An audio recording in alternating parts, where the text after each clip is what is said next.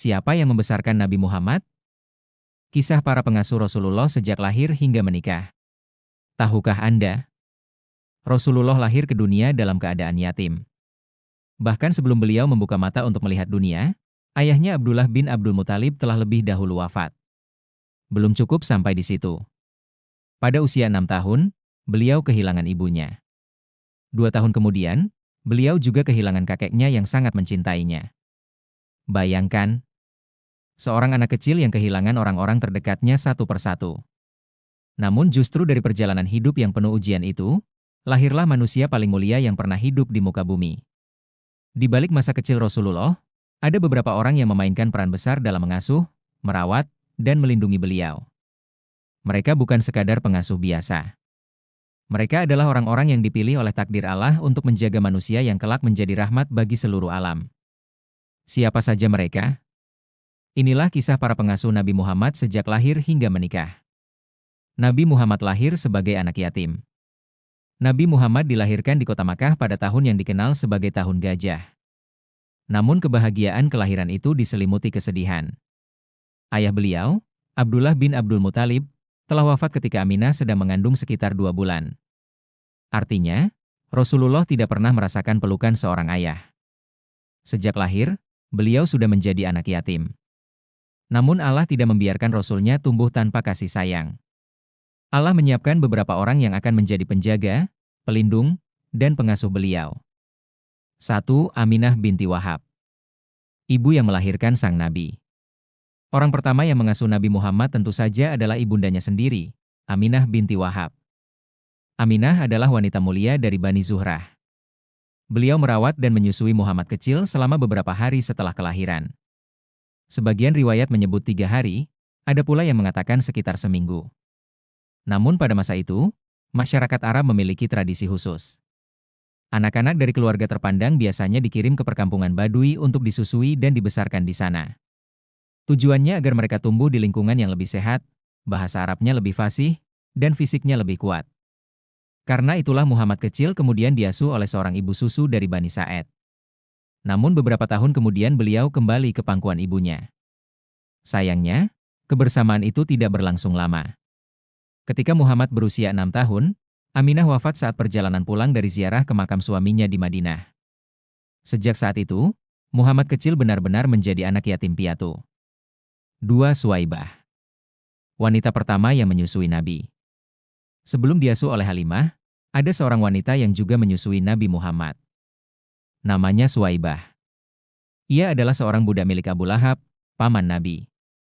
Ketika Abu Lahab mendengar kabar kelahiran Muhammad, ia begitu senang sehingga memerdekakan Suwaibah. Suwaibah kemudian menyusui Nabi Muhammad selama beberapa hari. Menariknya, Suwaibah juga pernah menyusui Hamzah bin Abdul Muthalib dan Abu Salamah. Artinya, mereka menjadi saudara sepersusuan dengan Nabi Muhammad. Walaupun masa penyusuannya singkat, Suwaibah tetap dikenang dalam sejarah sebagai salah satu wanita yang berjasa dalam masa awal kehidupan Nabi. 3. Halimah As-Sa'diyah. Ibu susuan yang penuh keberkahan. Setelah masa penyusuan awal, Muhammad kecil kemudian dibawa ke perkampungan Bani Sa'ed.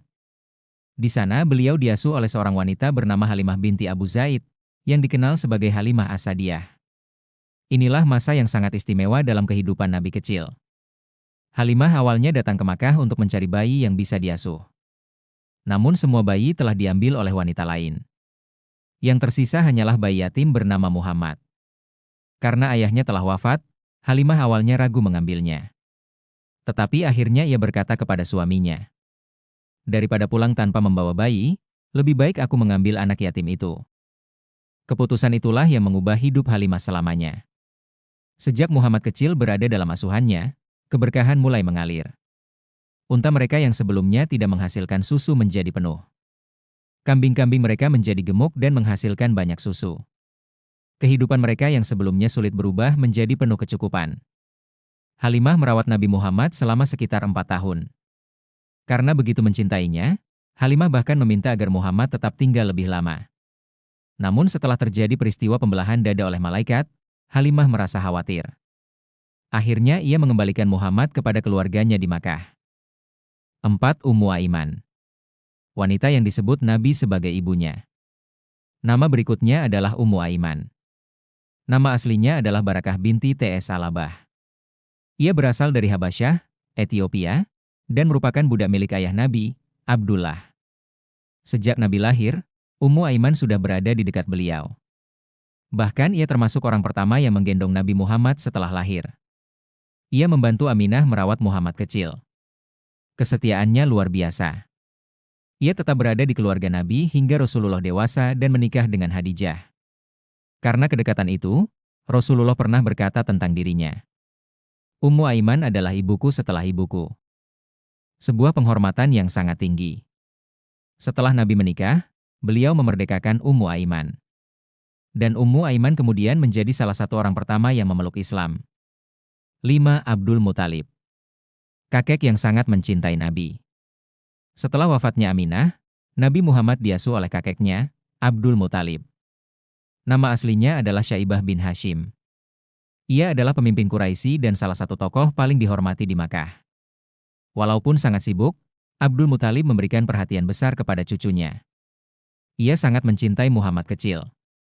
Bahkan dalam banyak kesempatan, ia mengistimewakannya dibanding anak-anaknya sendiri. Muhammad kecil sering duduk di tempat khusus milik Abdul Muthalib di dekat Ka'bah. Padahal tempat itu biasanya tidak boleh diduduki oleh siapapun. Namun ketika orang-orang mencoba melarang Muhammad kecil, Abdul Muthalib berkata, "Biarkan anakku ini. Demi Allah, ia memiliki masa depan yang besar." Sayangnya, kebersamaan mereka hanya berlangsung 2 tahun. Ketika Muhammad berusia 8 tahun, Abdul Muthalib wafat. 6. Abu Talib. Pengasuh terlama Rasulullah. Sebelum wafat, Abdul Muthalib berwasiat agar cucunya diasuh oleh salah satu anaknya, yaitu Abu Talib. Nama asli Abu Talib adalah Abdul Manaf. Sejak saat itulah, Abu Talib mengambil tanggung jawab penuh untuk merawat Muhammad. Abu Talib mengasuh Nabi dari usia 8 tahun hingga 25 tahun, sampai beliau menikah dengan Khadijah. Artinya, Abu Talib adalah pengasuh terlama Nabi Muhammad. Ia sangat mencintai Muhammad. Bahkan ia sering mendahulukan Nabi dibanding anak-anaknya sendiri. Ia tidak pernah tidur sebelum memastikan Muhammad sudah tidur. Ia juga selalu mengajak Muhammad kemanapun ia pergi. Salah satu kisah terkenal adalah ketika Abu Talib membawa Muhammad kecil berdagang ke Syam. Di perjalanan itu, mereka bertemu seorang pendeta bernama Buhairah. Pendeta tersebut melihat tanda-tanda kenabian pada diri Muhammad kecil. Ia pun memperingatkan Abu Talib agar menjaga anak itu dengan baik. Dan memang benar. Ketika Muhammad menjadi rasul, Abu Talib tetap melindunginya dari berbagai ancaman kaum Quraisy hingga akhir hayatnya. Kisah para pengasuh Nabi Muhammad mengajarkan kita satu hal penting. Meskipun Rasulullah lahir sebagai anak yatim, beliau tidak pernah kekurangan kasih sayang. Allah menyiapkan banyak orang baik untuk menjaga beliau.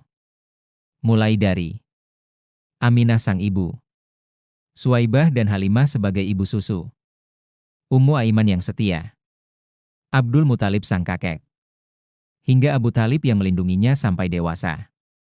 Setiap dari mereka memiliki peran besar dalam membentuk kepribadian Nabi Muhammad. Dari perjalanan masa kecil yang penuh ujian inilah lahir seorang manusia yang memiliki hati paling lembut, paling penyayang, dan paling mulia. Dan mungkin inilah salah satu hikmah besar dari perjalanan hidup beliau. Bahwa dari masa kecil yang penuh kehilangan, Allah mempersiapkan Rasul-Nya untuk memahami penderitaan umat manusia. Jika Anda ingin terus belajar kisah-kisah menarik dari sirah nabawiyah, kisah para sahabat, dan sejarah Islam yang penuh hikmah, jangan lupa like, share, dan subscribe. Karena setiap kisah dari kehidupan Rasulullah selalu menyimpan pelajaran luar biasa untuk kehidupan kita hari ini. Sampai jumpa di kisah berikutnya. Jejak mulia, dari manusia paling mulia. Kilauan.